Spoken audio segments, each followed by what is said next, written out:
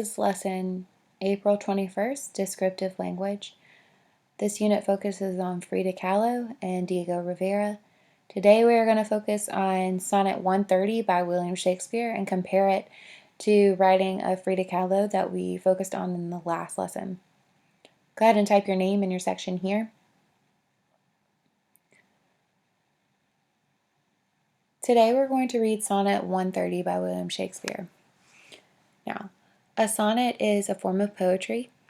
It is written in 14 lines. It's one of the easiest to recognize because of its form.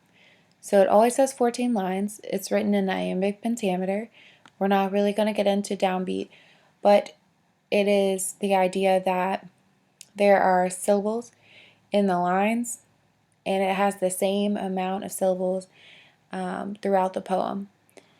What we are going to focus on today is rhyme. These letters on the side, they start with A. Every poem, you're going to start the first line with A. A rhyme is when the words have the same sound at the end. So the last sound of the word is the same. So when we think about, while we're reading, we want to think about which sounds are making the same sound, or which words are making the same sounds throughout the poem. This is a very specific rhyme scheme as well. So again, a sonnet is very easy to identify, but difficult to create. William Shakespeare writes about a love. The narrator of this poem is very similarly to Frida Kahlo, talking about a subject in which he has affection for. He calls it his mistress. So today we're going to focus on how does this speaker of this poem compare to Frida Kahlo. What does this speaker focus on? And what does he compare his lover to? So while I'm reading, I want you to listen for sound, and I also want you to listen for comparisons between the mistress and other things. My mistress's eyes are nothing like the sun. Coral is far more red than her lips red. If snow be white, why then her breasts are dun. If hairs be wires, black wires grow on her head. I have seen roses damasked red and white, but no such roses see I in her cheeks. And in some perfumes is there more delight than in the breath that from my mistress reeks. I love to hear her speak, yet well I know that music hath a far more pleasing sound. I grant I never saw a goddess go. My mistress, when she walks, treads on the ground. And yet, by heaven, I think my love as rare as any she belied with false compare. So we're going to pause there. There's a good chance that this poem is going to take us more than one read to understand what the speaker is saying, what he's comparing his mistress to. What we're going to do now is talk about the rhyme of the poem. So I told you that these letters over here represent the rhyme scheme. So my first question is select which words rhyme. So there's two things you can do. You can sound out these sounds, or you can look at the rhyme scheme. So I know for a fact that sun and red do not rhyme.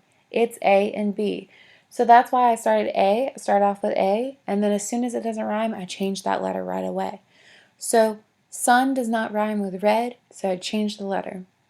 But sun rhymes with done, so I go back to A. So here in my question I have sun, red, done, white. Sun, red, done, white. I can hear right now, sun, done. Sun, red. Those are two different sounds. So sun and done are rhyming words. Now you can see here, red is a B and head is a B. So those also rhyme, but those aren't matches in my question. Here I have the next one. Which words rhyme? Cheeks, reeks, delight, sound. Cheeks, reeks, delight, sound. So just to check my hearing, Okay. I heard cheeks and reeks rhyme. I can go over here and check my poem. Well, cheeks is a D. Then delight is a C, so I know it doesn't rhyme. That was one of my choices. But reeks has a D also. So cheeks, reeks, they sound alike. They're also matching on the rhyme scheme. So those words rhyme. So now we're going to shift our focus back to what the words mean about this mistress and how the speaker is describing his mistress. So our first question is, what strikes you about the way this man describes his mistress? So he says, my mistress's eyes are nothing like the sun.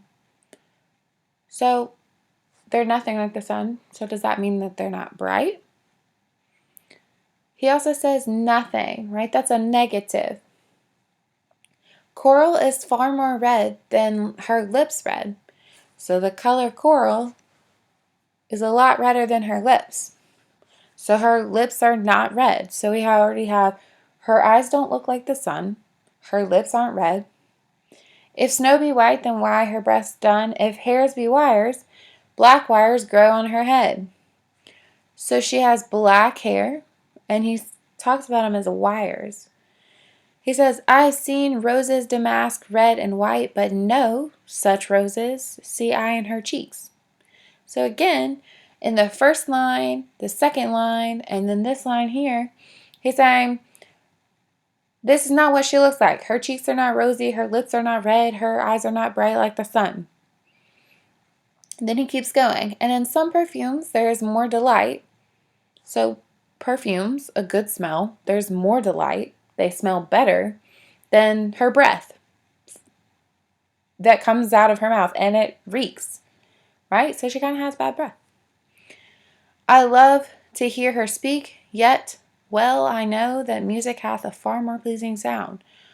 So yeah, I like to listen to her, but music sounds much better. She doesn't sound as good as music.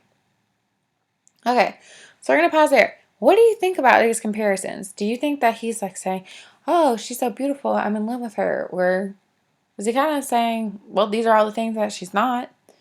Um, so it kind of leaves us with a picture of what she doesn't look like and what she doesn't sound like, and what she doesn't smell like, and leaves a lot to the imagination. I would tend towards the second one, right?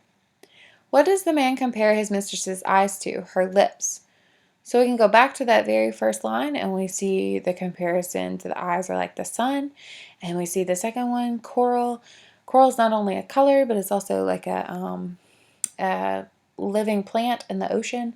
And so he compares her lips to coral. What are some other comparisons this man makes about his mistress? What is similar about these comparisons? So find two more. Okay, so you could use her hairs are wires. You could say her cheeks are not like roses. Her breath does not smell like perfume. Her voice is not like music. Choose one of those, or choose two of those comparisons and tell me what is similar about them. So because he says, oh, well, her cheeks are not rosy, her voice is not like music, what is that telling you about her? What do those comparisons have in common? What are they telling you about? Do you think he is being disrespectful to her? This is up to you, yes or no, based on what you've read so far. This is where we're going to kind of shift into comparing what we've read today with what we read yesterday. So Frida Kahlo also wrote about Diego Rivera.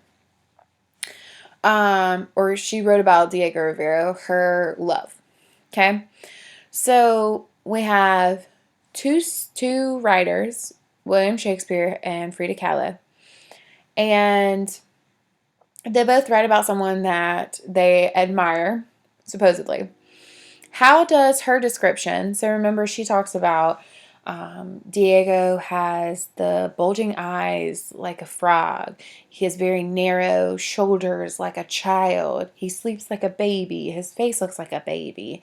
His feet are pointed out like an obtuse angle, like away from his body. He has a big belly. How does that comparison compare to Shakespeare's writing here? Do you think that they're similar? Do you think that they focus on nice things about the person? Do you think that they focus on kind of rude things about the person? And then do you think that callow means to be negative in her description of her husband, Rivera? And how do you know? So when she says that his eyes look like a frog's eyes, does she mean that in a negative way? Think about that one specifically, I think. And then finally, in general, how would you compare these two descriptions? So do you think that their intention is the same? Do you think that their language is the same? So does Shakespeare say kind of nice things about his subject, or does he say rude things about his subject? And then talk about the same thing. Does Callow say nice or rude things about Diego? And do they intend the same thing? Do they still love that person no matter how they're describing it? Because when we get to the last lines here, my mistress when she walks treads on the ground, and yet by heaven I think my love is rare. So she's a rare person, and as any. So she's rarer than any. She's the only one of her kind. Do you think that Frida Kahlo feels the same way about Diego, based on what she says? And how else would you compare them, right? Are they same in their intentions about how they feel about the subject they're talking about, their love? And also, how do you think they mean it? Do they mean it with rude intentions, or are they trying to be nice with their comparisons?